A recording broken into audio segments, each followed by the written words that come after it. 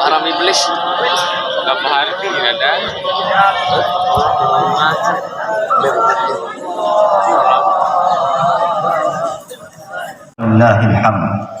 Alhamdulillah, mari kita panjatkan kepada Allah Subhanahu wa taala. Karena pada pagi hari ini kita diberikan kesempatan oleh Allah Subhanahu wa taala untuk melaksanakan salah satu ibadah ritual tahunan, yakni hari raya Idul Adha. Dan alhamdulillah, ini merupakan yang ketiga kalinya yang kita adakan di pondok pesantren kita tercinta Darussalam Merni, dan pertama kalinya bagi adik-adik santri dan santriwati yang baru. Salawat serta salam atas junjungan alam baginda Nabi alam Muhammad sallallahu alaihi wasallam dengan ucapan Allahumma shalli ala sayyidina Muhammad wa ala alihi sayyidina Muhammad.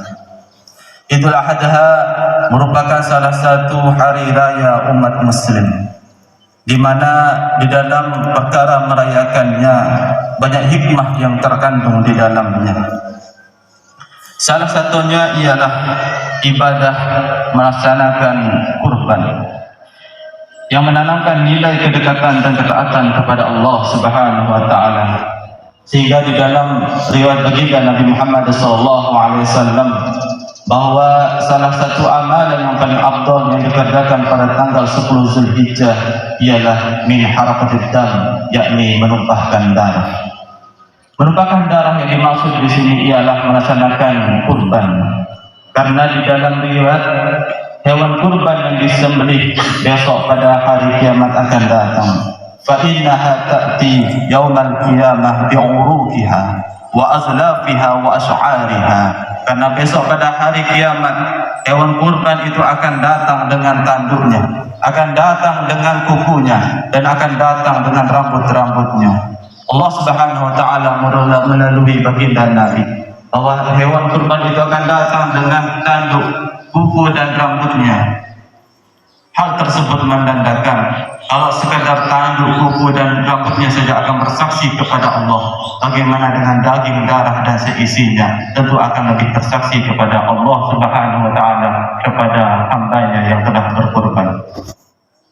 Yang kedua kalinya atau hikmah yang kedua yang dapat kita ambil dari peristiwa atau hari raya Idul Adha ialah merupakan, tetapi banyak sering dilupakan oleh orang-orang. Orang-orang sibuk melaksanakan atau mempersiapkan di mana sholatnya. Orang sibuk mempersiapkan hewan apa yang akan dikorban. Orang sibuk mempersiapkan makanan apa yang akan dihidangkan. Dan kita, anak-anak santri, hanya sibuk mungkin memikirkan kapan penjemuknya akan datang. Oleh karena itu, tetapi hikmah yang paling besar yang harus kita teladani di sini ialah bagaimana Nabi Ibrahim dan keluarganya menjalankan ibadah atau taat kepada Allah Subhanahu wa taala. Allahu akbar, Allahu akbar, Allahu akbar walillahil hamd. Mari kita kaji bersama bagaimana saja kehidupan Nabi Ibrahim dan keluarganya. Nabi Ibrahim merupakan kakek yang ke-30 dari baginda Nabi Muhammad SAW. Beliau sangat menginginkan terlahirnya putra dari istrinya beliau ialah Siti Hajar. Setelah sekian tahun menunggu kelahiran putranya, tetapi ketika lahir putranya Ismail si kecil, tetapi malah perintah Allah datang untuk meninggalkannya di tempat yang tandus kering tanpa berpenghuni yang sekarang kita kenal dengan kota Mekah. Ini merupakan ialah suatu ujian bagi Nabi Ibrahim dan istrinya Hajar.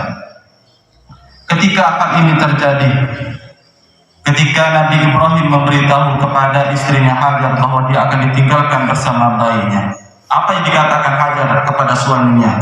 Ahada min amrillah, apakah ini perintah Allah Subhanahu wa taala? Nabi Ibrahim menjawab dengan tertegun, bala, ya wahai istriku, ini adalah perintah Allah Subhanahu wa taala. Mendengar jawaban suaminya, maka Nabi Ibrahim berkata, "Lau kana hadza min amrillah wasbir." Jikalau ini adalah perintah Allah Subhanahu wa taala, maka aku akan bersabar. Niscaya Allah pasti akan menolong kami berdua di sini. Apa pelajaran yang dapat kita ambil dari kisah ini? Nabi Ibrahim seorang nabi yang akan diutus oleh Allah Subhanahu wa taala, merupakan Halilullah atau kekasih Allah. Tetapi ketika akan mendekat kepada Allah Subhanahu wa taala, dia diuji dengan ujian yang sangat berat. Ini menandakan bahwa setiap kita yang akan mendekat kepada Allah pasti akan diuji untuk menguji tingkat keimanan kita kepada Allah Subhanahu wa taala. Hal ini diukirkan Allah Subhanahu wa taala di dalam Al-Qur'an surah Al-Baqarah ayat 214 mengatakan, am hasibtum an tadkhulul jannah wa lam ya'tikum mathalul ladzi khalu min qablikum. Apakah kamu akan mengira kamu akan masuk surga dengan gampangnya tanpa kami akan uji seperti umat-umat terdahulu? Artinya kita sebagai santri untuk mendekat kepada Allah, untuk mendapatkan ilmu yang barakah dan bermanfaat, tentu kita harus siap menghadapi ujian oleh Allah dari Allah Subhanahu wa taala. Entah ujian itu berupa materi, entah ujian itu berupa perasaan bosan atau malas berada di pondok, itu merupakan ujian untuk kita mendapatkan keridaan dan kesuksesan kelak di yaumil akhir atau di hari berikutnya. Allahu akbar, Allahu akbar, Allahu akbar walillahil hamd. Teladan selanjutnya yang bisa kita tiru atau teladani dari kisah Nabi Ibrahim dan istrinya ialah ketika Nabi Ibrahim dan istrinya tertegun atau menahan sudah beberapa lama tidak memiliki keturunan. Tetapi ketika keturunannya dilahirkan harus ditinggalkan di tempat yang tandus. Malah ketika sudah besar datang perintah Allah Subhanahu wa taala untuk menyembelihnya.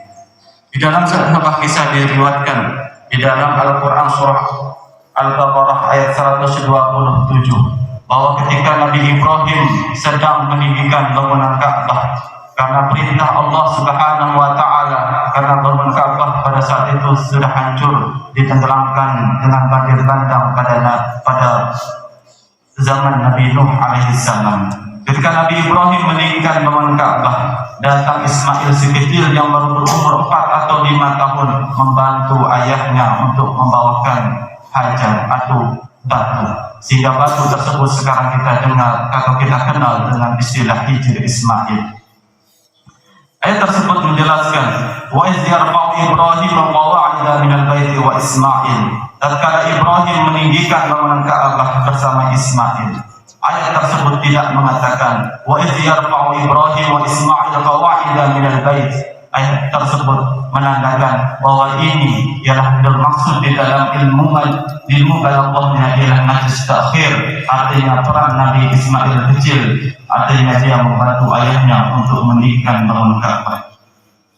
Pelajaran yang dapat diambil ketika seorang anak membantu ayahnya, yang bagaimana kita sekarang berada di sini membantu kedua orang tua kita. Mungkin kita tidak bisa membantu dengan materi, tetapi cukup kita bisa membantu orang tua kita yang ada di rumah sana dengan kita tekun dan taat beribadah kepada Allah Subhanahu wa taala, belajar untuk mencapai orang yang sukses. Artinya kita sudah membantu orang tua kita yang berada di rumah sana. Allahu Akbar, Allahu Akbar, Allahu Akbar kabiran walhamdulillah. Puncak dari kisah Nabi Ibrahim tertuliskan pada surah Asy-Syaff ayat 102. Anak yang ditunggu-tunggu puluhan tahun kelahirannya, ketika sudah lahir malah datang perintah untuk disembelih. Tertuliskan bahwa Nabi Ibrahim berkata kepada anaknya Ismail, "Ya bunayya, inni ara fil manami anni azbahuka fanzur madza tara." Wahai anakku, di dalam mimpiku aku melihat bahwa aku akan menyembelihmu. Fanzur madza tara, maka bagaimana pendapatmu? Nabi Ismail atau si Ismail kecil dengan penuh keteguhan dan kesabaran beliau mengatakan kepada ayahnya, "Ya abatif'al la tu'mar satajidni insyaallah minas sabirin." Wahai bapakku, kerjakan apa yang engkau telah diperintahkan.